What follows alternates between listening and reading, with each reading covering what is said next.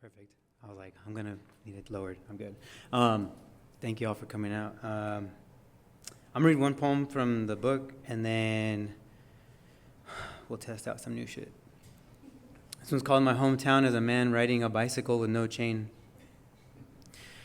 His legs a too quick clock, a kind of cruel that tells me any time away from home is too long. Pomona becomes a man asking if I want to buy his MP3 player. He raises headphones to my face. Listen, he says. No one believes him.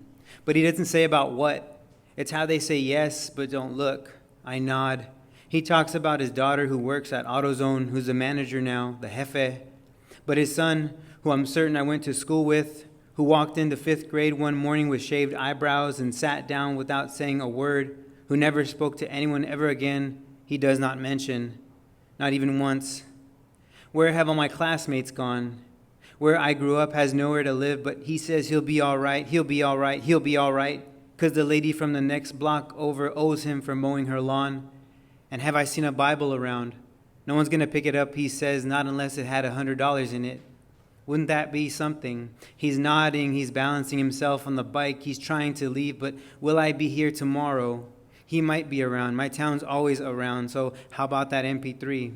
I can keep it if I want. No, how about for $10? My town is presenting its calloused palm. Now my town relentless, pedaling like everything is all right, like everything is all right, like a Ferris wheel no one's going to ride. Look at it spin through the evening, each basket scooping sunlight, then shadow. The carnival worker we turn away from calls for us and keeps calling long after he knows we're gone.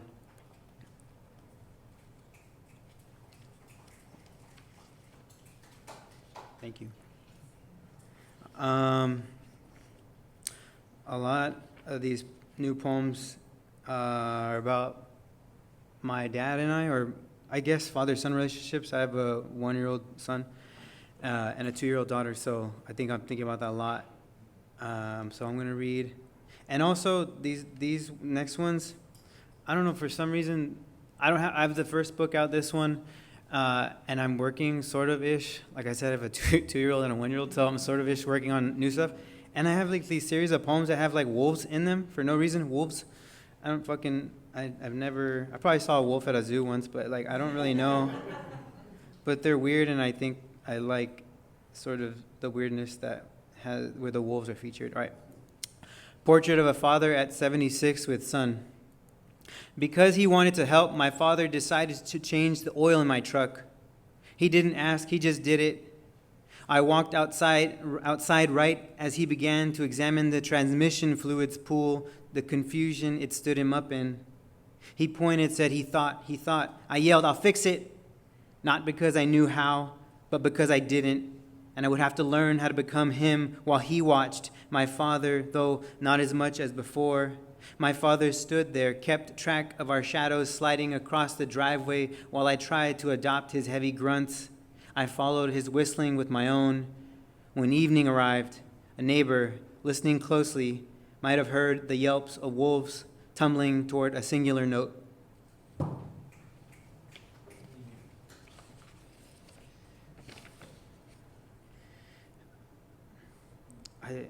I don't know if it is weird, but I call this poem weird to me. It's just weird. It's called The Wolves, plural. They've come for me, from the woods, past the soybean fields, and through where the prairie grass grows. When they arrive by night, as anticipated, as hoped for. The bell in my birchwood heart is ringing. First, my shadow goes to them, then teeth and tongue awake. I find my brown slippers missing from the bedside, a glass of water in its place. I finish it in a single swallow. I used to be afraid of being reached. It's important, though, to be known like this, for someone to guess correct my wanting to leave, and answering a particular call, to go into the wilderness where I am offered sweet berries from a bent branch, the fruit's blue skin snapping open into juice. I no longer feel the need to wipe away.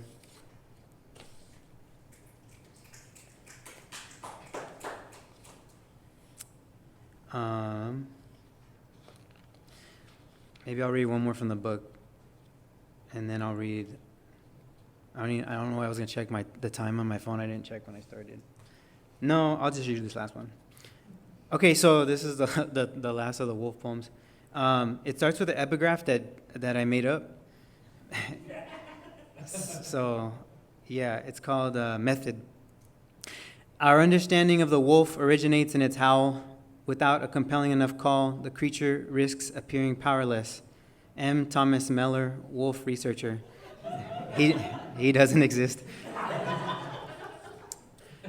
So in class, when the acting coach presents the wolf a wolf's mask, the wolf accepts. It doesn't mean anything if it means nothing to you, the coach says. Channel from within. The mask fits snug so that when the wolf loosens its jaw, a space so large a small house could fit opens up. And there, a front yard shaded by poplars, the wolf steps to his class, a home held between his teeth, his breath steady. Some of the students begin to gauge worry on each other's faces. Yes, yes, the coach nods, wanting more. In the shade of the trees in the mouth of the wolf, a small boy runs in circles, closing in, then widening around a father mowing the lawn. Everyone senses springtime, late April, dandelions from the corner of the wolf's wide smile. Cut grass floats onto the roof of his mouth, but the wolf does not bite. Though the mask makes his forehead hot, his chin sweaty. The mower stops and the wolf bends for balance as the class goes quiet. The boy inside moves closer, wanting to touch the machine with his leg where it is honeycomb hot because his father would notice, and only because his father would notice. The wolf hasn't considered his emotions. Where they run him, he only feels being stretched, his lower jaw and the cradle it has become. The rubber snaps away from his ears, but it's too late. He's committed. Seats squeak. The coach waves a single finger to the students. The boy in the yard in the mouth of the wolf folds over the grass, crying a grip near the burn. The mask slides down, hits the floor.